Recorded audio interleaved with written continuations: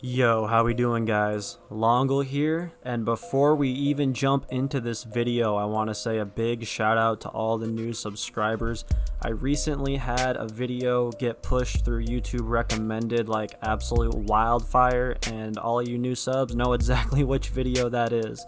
But I do want to say that's not my usual content. I actually make videos, and that was literally the only video on my channel that I actually didn't make. I just kind of re-uploaded the Twitch VOD. So anyway, big shout out to all you guys who subbed through that video, but I just want you to know that if that's the kind of content that you're looking for, you might just want to unsubscribe right now because my channel's not for you.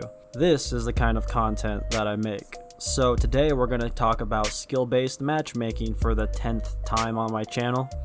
I honestly can't talk about it enough because it is the downfall of Call of Duty. Even though there's about a million issues with Modern Warfare, more so than any Call of Duty we've probably ever seen, and I will stand by that, it would still be tolerable, it would still be playable once in a while if skill-based matchmaking wasn't in it. So today I want to talk about what skill-based matchmaking is, why I think it's in every game nowadays, especially every Call of Duty, and why it sucks, and then that will eventually lead into my opinion on reverse boosting later on. But for now, let's start with what skill-based matchmaking is, because a lot of these knuckle draggers in my comment section still don't understand, and I swear to God, if I have one more person tell me that if you can't win in a strict skill-based matchmaking lobby, you're just bad, I'm probably gonna lose my shit. So this is what skill-based matchmaking is and how it works. No matter how good you get at the game, no matter how long you've been playing Call of Duty or other first-person shooters, whether or not you've been playing it for a decade like me, you're always going to be matched up, for the most part. 90% of every person you run into is going to be within a certain range on your skill level. So if you get better, if you smack everybody in a skill-based matchmaking lobby one time, guess what happens next game? You get into a harder lobby. So by definition, getting good is not a solution for skill-based matchmaking. And I'm going to repeat that one more time nice and slow for all these people that comment on my videos over and over again who obviously don't understand it.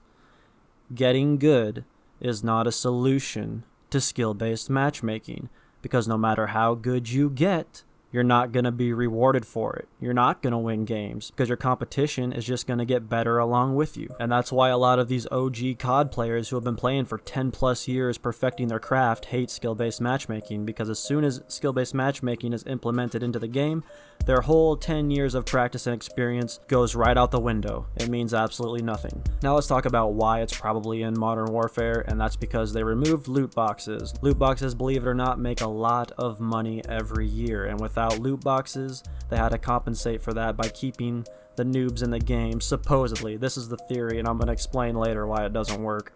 But the idea is skill-based matchmaking keeps more people playing because they never really get completely shit on. For every death these noobs get, they get one kill mounted up in a window or something. You know, everybody goes 1-1, and there's just no skill gap in the game when there's skill-based matchmaking. So it keeps everybody on an even playing field. And then their competitive nature thinks that maybe one day they'll be better, but they never really get better than the competition, because even if they do improve, like I said before, you know what happens. So believe it or not, I would rather have loot boxes than this participation trophy type system that they have implemented now to keep everybody not really happy because they're not doing great, but not really mad enough to rage quit because they're not doing that bad. You might get 20 deaths, but you're still going to get 20 kills, and in most games they don't show you your deaths for that exact reason. Oh look, I got 20 kills, but it really doesn't matter. But now for the meat and potatoes of this video, let's talk about why skill-based matchmaking has no place in casual public matches at all. Like, if they want to have a league play, that's cool, put skill-based matchmaking in a league playlist. But there's a reason Modern Warfare doesn't have a league playlist, because pubs is the league playlist. And I want to talk about why it's bad by breaking the community up into 3 groups and then talking about how it affects each one. So you have your majority, like 80% of the community, your casuals. Supposedly, like 80% of the community that plays Call of Duty is casual people who play every now and then. They don't take it overly serious. They're just your average run-of-the-mill player. They've had a 1 KD in pretty much every COD ever. 1.2s, 1.3s, those are your pretty casual players in past Call of Duties. In a game without skill-based matchmaking.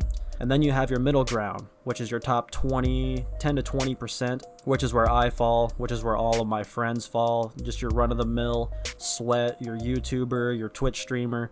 They're above average. They probably have like a 2 to 3, maybe 3.5 KD. Probably not that high. Probably 2 to 3 KD is your average run-of-the-mill sweat. They cover about 10 to 20% of the Call of Duty community. And then you have your top 1%. These are your 4 KD, 5 KD players. These guys are really good. No matter what lobby they go into, they're going to completely slay out. Usually they run kill streaks. Anybody who has a 4 or 5 KD usually runs heavy kill streaks and plays 4 kill streaks. But either way, if you have a 4 or 5 KD, you are top 1%. Now, who does skill-based matchmaking affect the most? Well, it doesn't affect the top 1% because the top 1% are such a minority that skill-based matchmaking, the strict skill-based matchmaking, is very rarely ever going to have 2 4 KD players against each other, and even if it does, there might be one person on each team, and the whole rest of the lobby is who? Your top 20%ers, your 2 to 3 KD players have to come in and fill that lobby. So for the top 1%, they don't mind skill-based matchmaking. Your pros, they don't care too much in pubs. They're still going to slay out no matter what. And then we'll go ahead and jump over to the noobs. Your top 80, 90%-ish, probably 85% of the Call of Duty community is your casuals. And skill-based matchmaking does affect them. It affects everybody, obviously, because the skill-based matchmaking, at least in Modern Warfare, is very strict. But guess what? Casuals don't care as much. They don't care if they go 20 and 20, 20 and 30. As long as they get over 10 kills, they're happy. So, who does skill-based matchmaking piss off the most? Your YouTubers, your streamers, your run-of-the-mill sweat. Me, all my friends, anybody in a 2 to 3 KD, because we don't get to play a lot of casual matches with the vast majority of the Call of Duty community, the 80%.